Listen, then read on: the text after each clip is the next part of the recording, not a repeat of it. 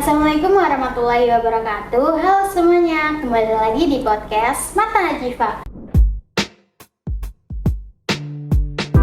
Kamu kenapa? Sini cerita. Kenalin, aku Dini. Kamu kenapa? Sini cerita. Nah guys, di episode kali ini kita kedatangan bintang tamu spesial, yaitu salah satu dosen Politeknik Muhammadiyah Tegal, yaitu Pak Nur Fahmi Fadilah. Ya, betul. Gimana Pak kabarnya hari ini Pak? Alhamdulillah baik Mbak Dini. Mbak Dini gimana kabarnya? Alhamdulillah baik.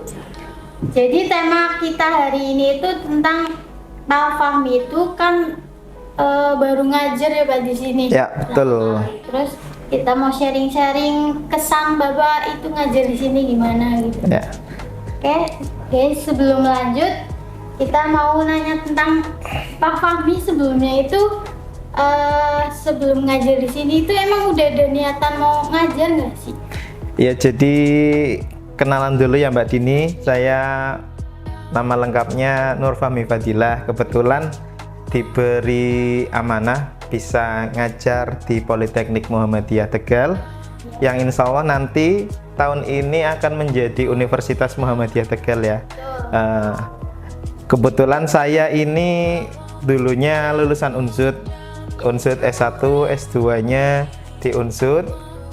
Terus sebelumnya sebenarnya dulu ini saya tuh aktif di organisasi kayak gini nih, tapi kebetulan di himpunan, sempat jadi ketua himpunan juga dulu di Unsud namanya Himasain. Nah, kalau niatan jadi dosen gitu ya, sebenarnya ini ya nggak tahu dulu sempat bekerja di Badan Pertanahan Nasional, kerja sambil ngambil S2.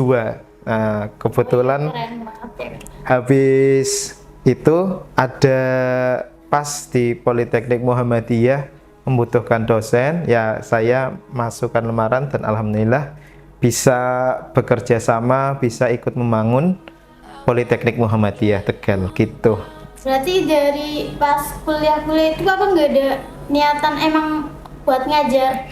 Kalau niatan buat ngajar sih kebetulan ini ya, mungkin dari orang tua itu guru, bapak guru, ibu guru, kakak guru, terus bulik, pade, om, semuanya banyaknya guru. Jadi silsilahnya memang guru semua. Mungkin secara tidak langsung itu bikin mindset kita seneng ngajar mungkin ya, meskipun sebenarnya saya basicnya lebih seneng jadi pengusaha sih, tapi kalau bisa dua-duanya malah lebih enak, bisa berarti sharing juga. Bapak juga disambi buat usaha? Iya, saya juga kebetulan punya usaha catering sehat namanya Daharan Fit gitu. Gimana itu Pak? Itu berarti sistemnya online, dan alhamdulillah sampai sekarang sudah banyak teman-teman kita, customer kita. Ini sekalian promosi colong-colongan ya Mbak Cini. Buat yang lagi diet atau yang punya kebutuhan khusus makanan nih, pesannya di catering Daharan Fit gitu. Ada IG atau apakah? IG-nya daharanfit_id gitu Mbak Dini. Di bawah ini ya guys IG-nya. Yes, mantap. Terus di sini aku mau nanya tentang Bapak pas apa namanya kesan pertama ngajar ini kan di kelas akuntansi ya? Betul.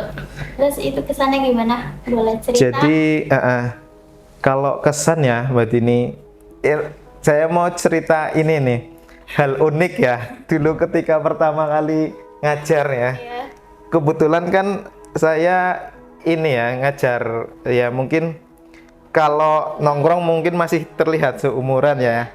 Jadi pernah itu pas lagi apa ya, sholat zuhur atau sholat maghrib ya, lupa. Itu ditanya, Mas semester berapa Mas, kayak gitu. Sama nggak tahu sama jurusan apa gitu. Tak jawab sekalian, semester 1 Mas, ini lagi mau mulai kuliah kayak gitu. Jadi kayak gitu ya, alhamdulillah saya masih diberi kesempatan ya, sudah diberi kesempatan bisa ngajar di usia yang alhamdulillah masih muda. Jadi kita masih bisa sama teman-teman saya juga, teman-teman mahasiswa saya juga masih sering ikut futsalan bareng gitu. Jadi ya alhamdulillah bisa selain jadi guru sama dosen sama mahasiswa, kita bisa bertukar pikiran bareng. Terus saya itu pas pertama ya canggungnya gini, kalau di rumah kan seumuran mahasiswa ini kan masih teman rumah saya ya, teman main saya. Jadi kadang kalau disalamin, dicium kayak gitu saya masih gimana gitu loh.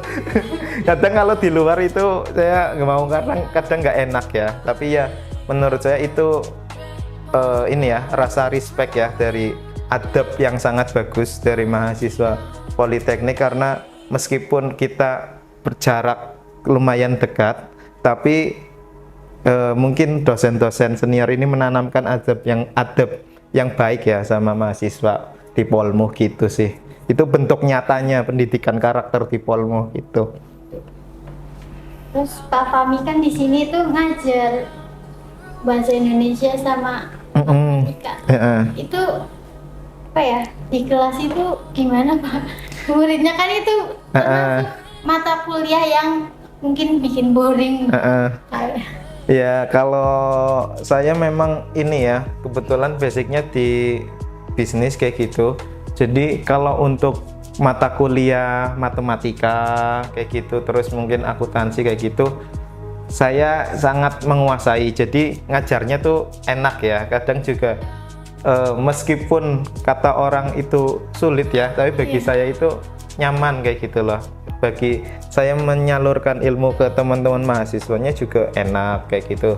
Tapi kalau untuk bahasa Indonesia itu kan kadang ya gitu ya, materinya kan banyak ya kayak gitu. Terus background saya memang bukan asli pendidikan bahasa Indonesia, jadi ya sambil belajar saya ikhtiar sambil ngajar kayak gitu ya.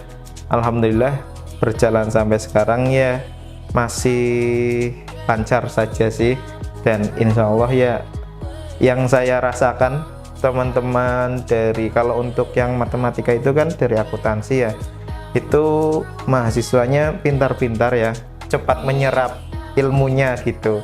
Dan kalau yang untuk bahasa Indonesia ya sama, kemarin ini saya ngasih tugas memberi ini ya, karya tulis ilmiah ya, itu bagus-bagus loh hasilnya, dan saya rasa itu sebuah peningkatan yang sangat signifikan ya untuk mahasiswa Polmu. Jadi oke lah, top untuk mahasiswanya gitu.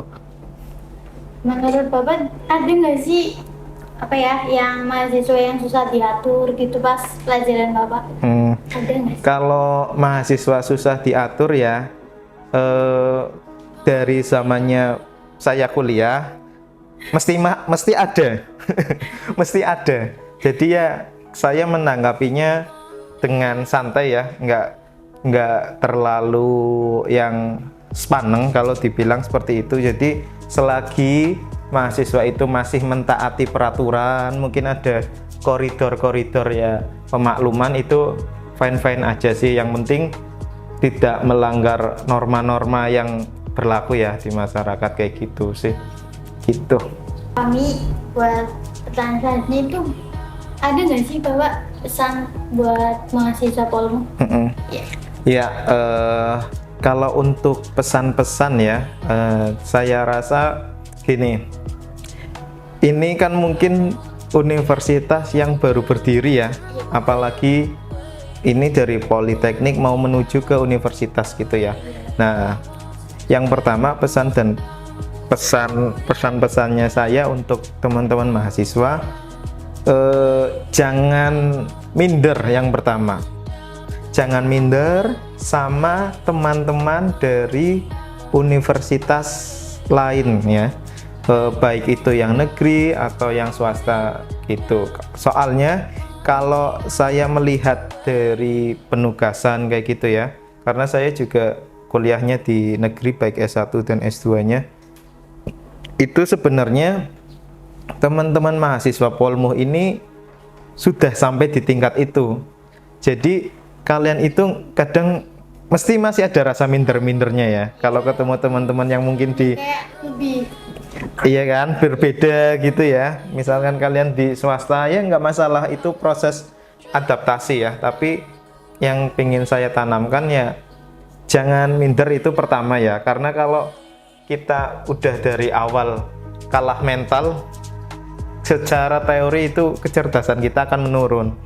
Terus yang kedua, coba perbanyak kegiatan-kegiatan yang di luar Politeknik Muhammadiyah dalam menjalin relasi kayak gitu. Contoh di sini ada kayak akuntansi, mungkin ada himpunannya, himpunan akuntansi.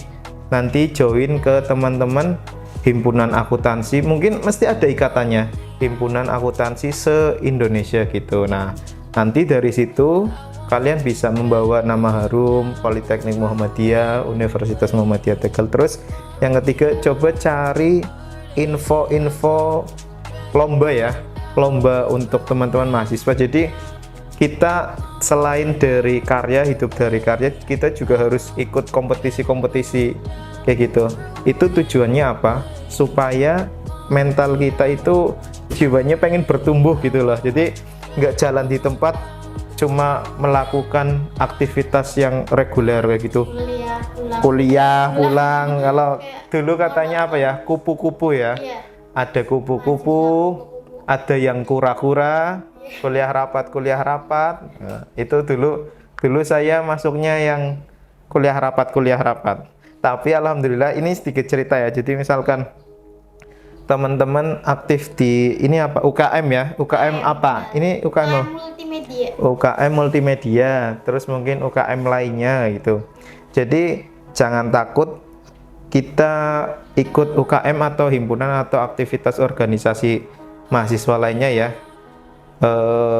Jangan takut sibuk, karena kalian memang di tahunnya kalian sekolah ini memang waktunya lagi sibuk-sibuknya gitu. Dan jangan dijadikan alasan untuk dapat IPK yang rendah kayak gitu. Buktinya dulu ketika Bapak kuliah S1, saya sebagai ketua himpunan, yang kedua jadi bidang kaderisasi, itu bidang kaderisasi organisasi profesi, dan itu cakupannya se-Indonesia. Dan alhamdulillah masih bisa lulus tepat waktu 4 tahun, dan IPK-nya juga nggak jelek-jelek amat, 3,3.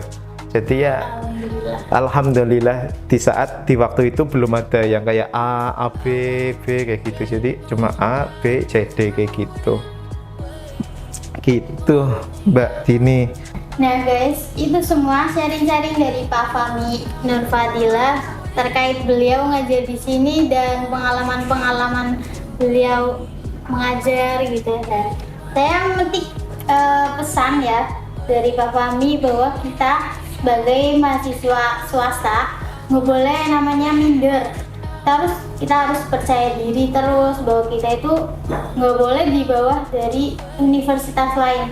Kita itu sama guys, sama-sama mahasiswa. Kita di situ belajar, bukannya tentang bersaing. Ya.